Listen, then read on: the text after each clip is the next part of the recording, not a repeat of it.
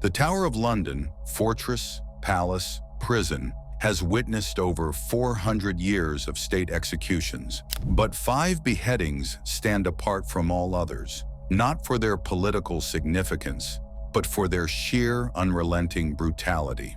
These were not clean deaths. These were prolonged spectacles of human suffering that shocked even the bloodthirsty crowds of medieval England. On this hallowed ground, where Anne Boleyn and Catherine Howard met their fates, 5 executions transcended mere punishment to become something far more sinister.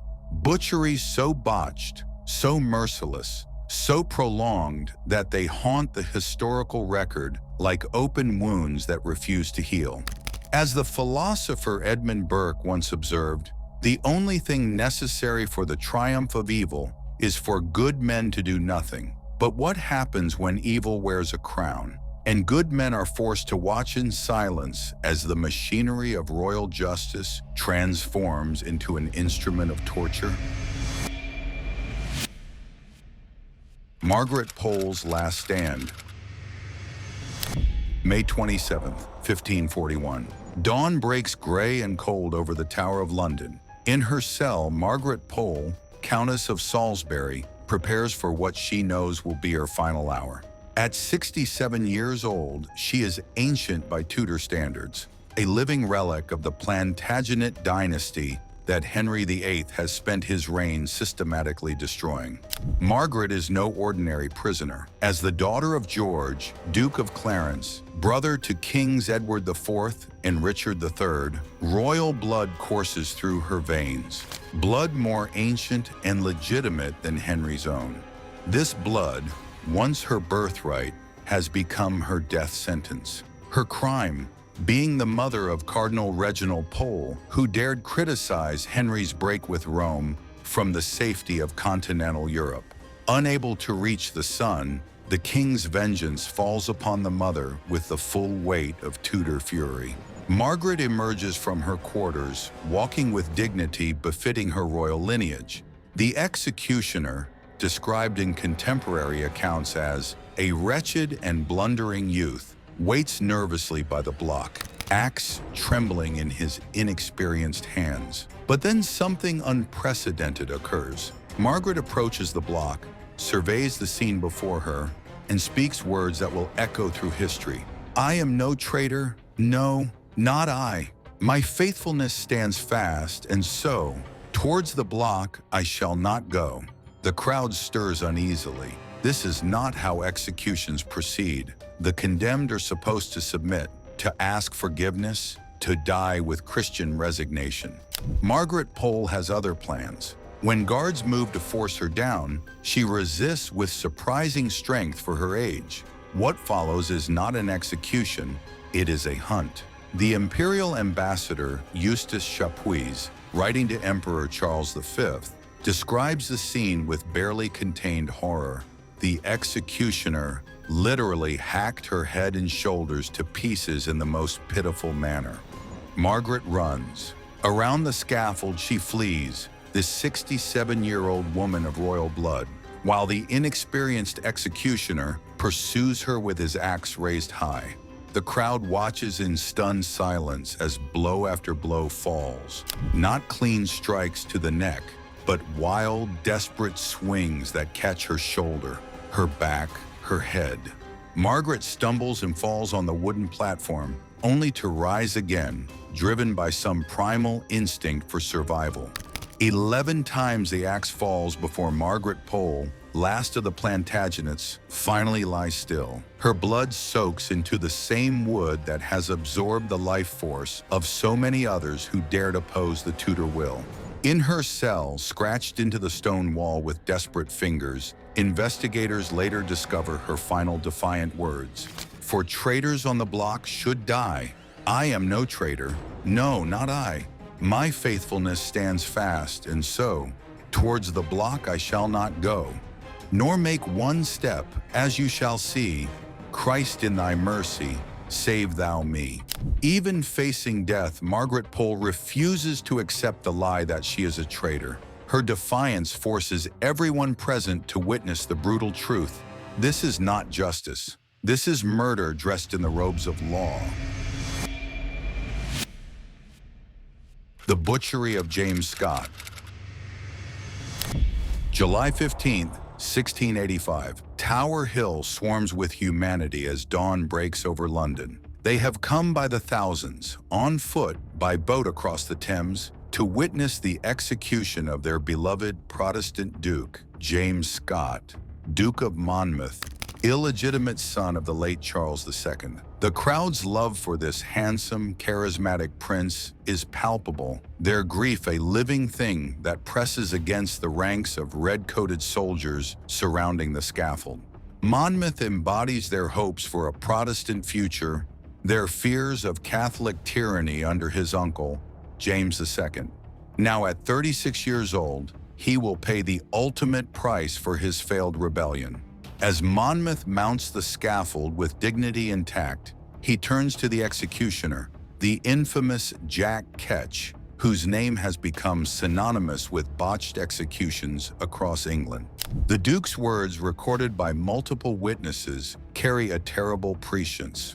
"Here are 6 guineas for you. Do not hack me as you did my Lord Russell. I have heard that you struck him 3 or 4 times. My servant will give you some more gold if you do the work well."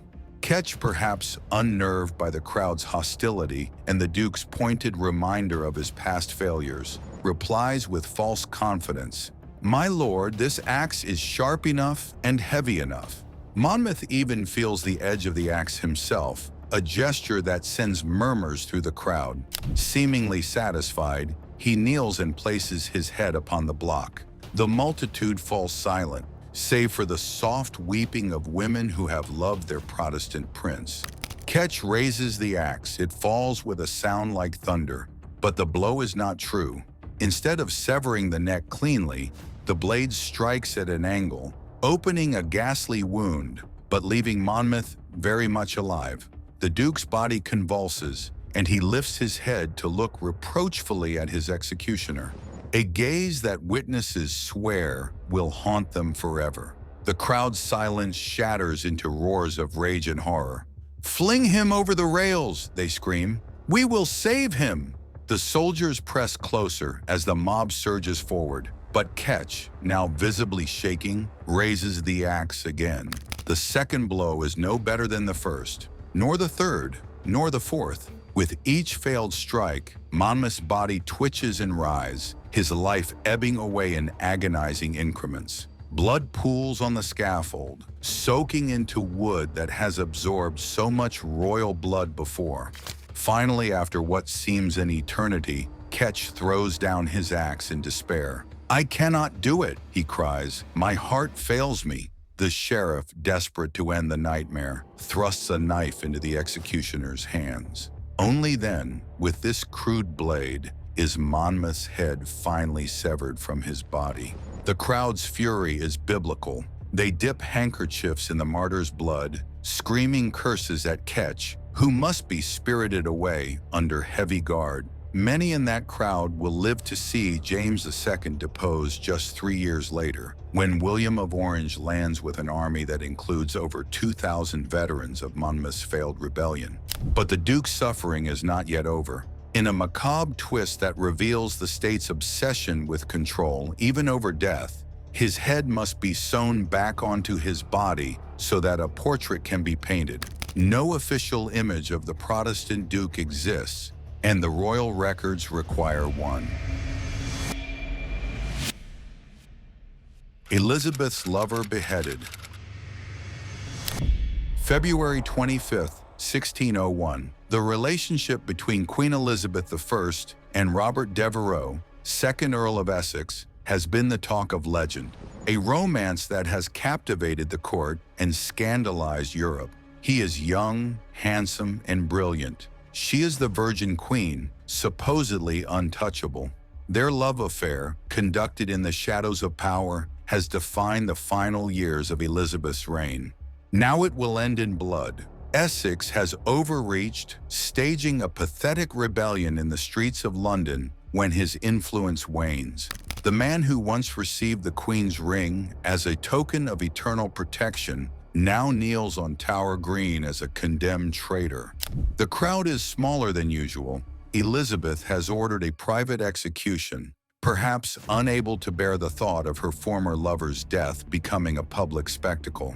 But those who witness it will never forget the horror that unfolds. Essex, still handsome at 34 despite his imprisonment, approaches the block with the bearing of a man born to command. He has written to Elizabeth one final time, his letter a masterpiece of anguish. Hast paper to that happy presence whence only unhappy I am banished. Kiss that fair correcting hand which lays new plasters to my lighter hurts, but to my greatest wound applieth nothing. The Queen never replies. As Essex kneels and places his head upon the block, he speaks the traditional words of submission, but when the axe falls, it strikes poorly, catching the back of his skull rather than his neck. The Earl's body jerks violently, and he attempts to rise, blood streaming down his face. The executioner, panicked by his failure, strikes again. This blow is better aimed, but still insufficient. Essex's head hangs at a grotesque angle, partially severed but still attached by sinew and bone. His eyes, witnesses report, remain open and aware, a consciousness trapped in a dying body. Some swear they see his lips move, as if trying to speak, though no sound emerges from his ruined throat. The moment stretches into eternity as life slowly drains from the man who once commanded armies and captured a queen's heart.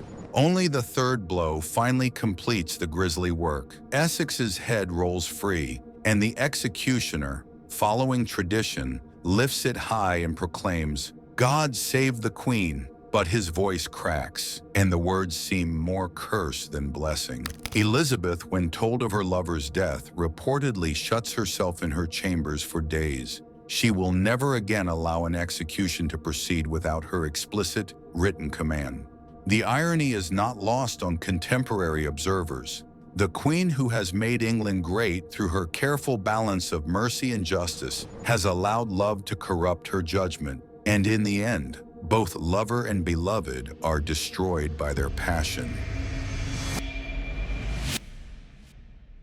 Jane Boleyn's madness. February 13th, 1542. In the gray dawn light, two women prepare to die on Tower Green. Catherine Howard, Henry VIII's fifth wife, will go first. But it is the second execution that will shock even the hardened witnesses of Tudor brutality. For Jane Boleyn, Lady Rochford, is quite possibly insane. Jane's story is one of survival turned to tragedy. As the wife of George Boleyn, Anne Boleyn's brother, she has navigated the treacherous waters of Henry's court for years. She has watched her husband and sister-in-law die on trumped-up charges of adultery and treason. She has somehow survived their fall, even thrived, finding new purpose in service to Henry's subsequent wives. But her involvement in Catherine Howard's secret meetings with Thomas Culpeper has sealed her fate. When the young queen's indiscretions come to light, Jane is arrested as an accomplice. The stress of imprisonment, the guilt of her role in Catherine's downfall, and perhaps the accumulated trauma of years at Henry's murderous court have shattered her mind. Contemporary accounts describe Jane's condition in stark terms. She has suffered some kind of mental breakdown and is considered legally insane. Under English law, the insane cannot be executed. Madness is seen as God's punishment, and to kill a madman is to interfere with divine justice. Henry VIII has a solution that reveals the depths of his tyranny. He simply changes the law. A special act of Parliament declares that even the insane can be executed for treason. The king's will shall not be thwarted by something as inconvenient as mental illness or basic human decency. On the morning of her execution, Jane must be carried to the scaffold. Witnesses report that she seems unaware of her surroundings, muttering incoherently and occasionally calling out for her dead husband. Some accounts suggest she is drugged to make her more manageable. Others describe her as being physically restrained. The executioner, the same man who has just cleanly beheaded Catherine Howard, faces a terrible dilemma. How does one execute a woman who cannot comprehend what is happening to her? Jane cannot kneel properly, cannot place her head correctly on the block, cannot speak the traditional words of submission. In the end, she is held down by guards while the axe falls. There is no dignity in this death, no redemption, no final moment of clarity. Jane Boleyn dies as she has lived her final months, lost in a world of confusion and terror, a victim of forces beyond her understanding or control. The crowd that has gathered to witness royal justice instead sees something far more disturbing: the execution of a broken woman whose only crime has been to survive too long in Henry VIII's court. Even the hardened courtiers who attend report feeling sickened by what they have witnessed. Jane's death marks a new low in Henry's reign, the moment when even the pretense of justice is abandoned in favor of pure, arbitrary power. She is buried beside Catherine Howard in the chapel of St. Peter at Vincula, two more victims of a king who has long since lost any claim to mercy or wisdom. The Blindfolded Queen. February 12, 1554. Lady Jane Grey, the 9 Days Queen, walks across Tower Green for the last time. At just 17 years old, she is about to become the youngest person ever executed at the Tower, a victim of ambitions that were never her own. Jane has never wanted to be queen. Brilliant, devout, and scholarly, she has been thrust onto the throne by the machinations of her father-in-law, the Duke of Northumberland, who seeks to prevent the Catholic Mary Tudor from inheriting the crown. Jane's brief reign has ended almost before it began, and now she will pay the ultimate price for others' treachery. From her window in the Tower, Jane has watched as her young husband, Guilford Dudley, was led to his execution on Tower Hill. She has seen his headless body carried back in a cart, and witnesses report that she cried out, "Oh, Guildford, Guildford," before collapsing in grief. Now it is her turn. Jane approaches the scaffold with remarkable composure for one so young. She wears black, the color of mourning, and carries her prayer book, the same book in which she has written her final message to her sister. "Live still to die, that by death you may purchase eternal life." Her final speech is brief but powerful. "Good people, I am come hither to die, and by a law I am condemned to the same. The fact indeed against the Queen's Highness was unlawful, and the consenting thereunto by me, I do wash my hands thereof in innocency before the face of God and the face of you good Christian people this day." She kneels and begins to recite Psalm 51. "Have mercy upon me, O God, according to thy loving kindness." Her voice is clear and strong, carrying across the silent crowd. She removes her gloves and hands them to one of her ladies, then gives her prayer book to the lieutenant of the Tower. But then comes the moment that will haunt all who witness it. Jane ties a blindfold around her eyes as is customary and reaches out to find the block. In her blindness, she cannot locate it. Panic creeps into her voice as she gropes desperately in the air. "What shall I do? Where is it? Where is it?" The crowd watches in agonized silence as this child queen, already condemned to die, is reduced to helpless confusion in her final moments. Someone, history does not record who, steps forward to guide her hands to the block. Jane lays her head down and speaks her final words. "Lord, into thy hands I commend my spirit." The axe falls cleanly. Jane Grey, the most reluctant queen in English history, is dead. Her execution, while physically merciful compared to the others we have examined, carries its own unique horror, the spectacle of youth and innocence destroyed by political necessity. As she groped blindly for the block, Jane embodied the ultimate vulnerability of the individual against the machinery of state power. Mary Tudor, who ordered Jane's execution, reportedly wept when she signed the death warrant. Within 4 years, Mary herself would be dead, and Jane's Protestant faith would triumph under Elizabeth I. The young woman who never wanted power became, in death, a symbol of Protestant martyrdom that would inspire generations. In Paul Delaroche's famous painting of the scene, completed nearly 300 years later, Jane is depicted in white, a symbol of innocence, being guided to the block by the lieutenant of the tower. The image captures perfectly the moment of blind terror that transformed a scholarly young woman into an eternal symbol of innocence sacrificed to power. What the tower still teaches us. These 5 executions continue to resonate in our modern world, serving as horrific reminders of what happens when power operates without accountability. Their stories live on in literature and film, from historical dramas like Wolf Hall to paintings like Paul Delaroche's The Execution of Lady Jane Grey, shaping our cultural understanding of tyranny and sacrifice. Archaeological evidence at the tower, the remains in the chapel of St. Peter at Vincula, the graffiti carved into cell walls, stands as tangible links to these past horrors. The tower itself has been transformed from a place of terror into a UNESCO World Heritage Site, visited by millions who walk the same stones where these tragedies unfolded. Yet this transformation raises uncomfortable questions about how we sanitize historical trauma, turning sites of suffering into tourist attractions while the lessons of the past fade into entertainment. For in the end, the most terrifying thing about these beheadings is not how different their world was from ours, but how similar the fundamental dynamics of power remain.